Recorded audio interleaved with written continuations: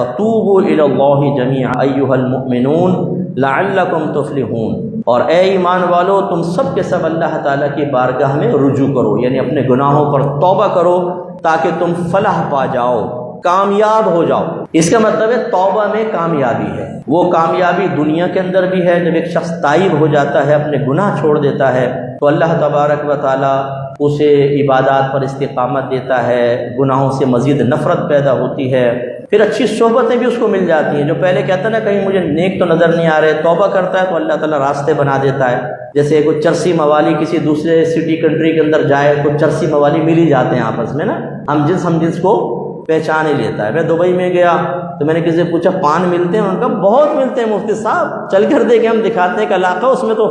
سریام پان بکتا ہے۔ تو یعنی وہ جو چیز چاہیے ہوتی ہے کہیں نہ کہیں مل جاتی ہے۔ تو اسی طریقے سے جب آدمی نیکی کی طرف آتا ہے تو پہلے وہ دیکھتا ہے اسے کوئی ملتا ہی نہیں ہے۔ بھائی پہلے آپ نیک نہیں تھے، نیکوں کی صحبت میں نہیں تھے، آپ نے گناہوں سے توبہ نہیں کی، تو ایسا تو نہیں کہ آپ چلے تو کیاری کے اندر سے ایک دم ایک نیک نکل آئے اور درخت کے پیچھے اپنا چہرہ کھول کر دکھائے میں یہاں ہوں۔ لیکن جب آپ نیک بن جاتے ہیں تو گناہ گاروں سے ہٹتے ہیں، اب اللہ تعالیٰ رہنمائی فرماتا ہے اور نیکوں تک انسان پہنچ جاتا ہے۔ تو ایک تو دنیا میں پھر یہ کامیابی کہ اس کو سکون ملتا ہے، ذہنی سکون، شخصیت میں اللہ تعالیٰ نور پیدا کرتا ہے، چہرے پہ نور آتا ہے، عبادات پر استقامت ہوتی ہے، ہزارہا دنیاوی مسائل سے اللہ تعالیٰ غیب سے امداد کے ذریعے چھٹکارا دلوا دیتا ہے، اولاد نیک پرہیزگار متقی ہوتی ہے، گھر میں لڑائی جھگڑا فتنہ فساد نہیں ہوتا، سکون ہوتا ہے کیونکہ دین آپ نے گھر میں داخل کر لیا۔ تو یہ دنیا میں ایک طرح بظاہر کامیابی، اور پھر آخرت میں جیسی آپ کو موت آئے گی اور ہماری نگاہوں سے پردے ہٹیں گے تو ملک الموت علیہ السلام بہت ہی اچھی شکل میں تشریف لاتے ہیں۔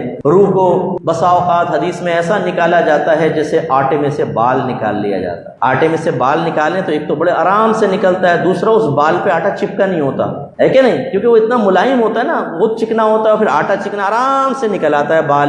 تو یہ سرکار سمجھا رہے کہ ایسے روح نکل آتی ہے کہ نہ کوئی تکلیف ہوتی ہے نہ اذیت، بالکل آرام سے۔ پھر اس روح کو 7ویں آسمان تک، جیسے نبی کریم صلی اللہ علیہ وسلم کی 7ویں آسمان تک ایک معراج کا منظر پیش کیا جاتا ہے نا، گویا کہ اسی کا ایک حصہ اس بندے کو دیا جاتا ہے کہ زمین سے آسمان تک فرشتے قطار اندر قطار کھڑے ہوتے ہیں، پہلے آسمان پہ پہنچتا ہے، پہلے آسمان والے پوچھتے ہیں کون آیا، کہتے ہیں کہ فلاں کی روح ہے، تو وہ کہتے ہیں کہ اللہ کا حکم ہے، وہ کہتے ہیں ہاں اللہ کا حکم ہے کہ اس کو عرش تک پہنچایا جائے، تو وہ پھر یہ ادھر والے چلے جاتے ہیں، وہ لوگ ریسیو کر لیتے ہیں، آئیے اب ہم آپ کو آگے چھوڑتے ہیں، وہ دوسرے آسمان تک چھوڑتے ہیں، پھر دوسرے آسمان والوں کے حوالے کرتے ہیں، ایسی عرش الہی تک روح جاتی ہے، وہاں سجدہ ریز ہوتی ہے، اللہ کی بارگاہ میں خاص سجدہ کرتی ہے، اور اللہ تعالیٰ اس سے اپنی شان کے لائق خطاب فرماتا ہے کہ اے میرے بندے تو نے مجھے راضی کیا، اب تو اپنی قبر میں جا، اب روز قیامت تیرے لیے انعام ہے۔ پھر اس کی روح کو واپس لوٹایا جاتا ہے، اور قبر جنت کے باغوں میں سے ایک باغ ہوتی ہے، تا حد نگاہ وسیع کر دی جاتی ہے۔ لیکن اگر آپ کو فرض کر لیں ایک ایسے قبرستان میں دفن کر دیا، گورکر نے پرانی قبر کھودی جس میں پہلی 70 بابا دفن ہے،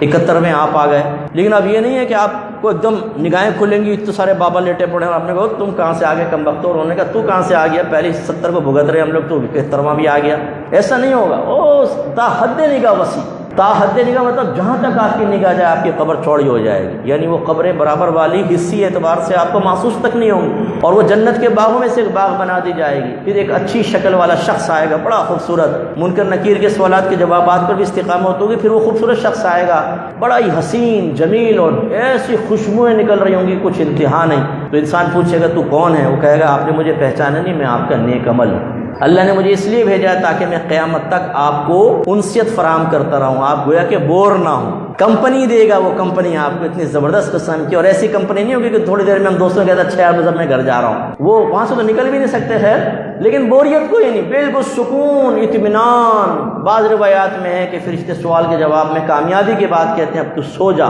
اس طرح جیسے دلہن شادی کی پہلی رات سوتی تو وہ سکون سے سو جاتی ہے، خوشی ہوتی ہے میری شادی ہو گئی اور دیگر چیز، ایسا سو جاتا ہے اور فوراً قیامت قائم ہو جائے گی، یعنی وقت تو پتہ ہی نہیں چلے گا، وہ آنکھیں ملتا ہوا اٹھے گا اور کہا جائے گا قیامت قائم ہو جائے گا، بس اتنی سی دیر، تو روایت میں اسے ایسا لگے گا جیسے ظہر سے عصر کا وقت درمیان، بس اتنا سا وقت۔ اور پھر میدان محشر میں جو اللہ عزت اور احترام دے گا، ہم یہاں پہ دوستوں کے ساتھ گناہ کبیرہ کر کے ان کے درمیان کوئی مرکزی نگاہ بننا چاہتے ہیں، مرکزی نگاہ، دوست کہتے ہیں یار تو کہاں تھا یار، تجھے تلاش کر رہے، تیرے بغیر تو محفل میں مزہ نہیں آتا، سنا کوئی گندی سی بات، اور ہم ان کے دلوں کو جیتنے کے لیے ان کے درمیان ایک نمایاں حیثیت حاصل کرنے کے لیے معاذ اللہ ثم معاذ اللہ اپنے گھر کی بات بھی ان کو بتا دیتے کہ کسی طریقے سے بس یہ مجھ سے راضی رہیں۔ ارے بھائی ان کو راضی کرنے کوئی فائدہ نہیں، چرسی موالی بے نمازی شرابی جواری زانی کیا دیں گے یہ آپ کو؟ اللہ کو راضی کریں تو میدان محشر میں عزت اور احترام ہوگا اور پروٹوکول کے ساتھ جنت میں داخلہ، اور پھر جنت میں حوریں اور غلمان اور ایسی ایسی نعمتیں کچھ انتہا نہیں، نہ کسی آنکھ نے دیکھی، نہ کسی کان نے سنی، نہ کسی کے دل پہ اس کا خطرہ گزرا۔ اور عمل کتنا کرنا ہے؟ تھوڑا سا۔ تو اس لیے نیک بننے کی طرف آئیں، ہم توبہ کر لیں اپنے گناہوں سے، اللہ تعالی ہمیں بہت کچھ عطا فرمائے گا اور واقعی حقیقی کامیابی ملے گی۔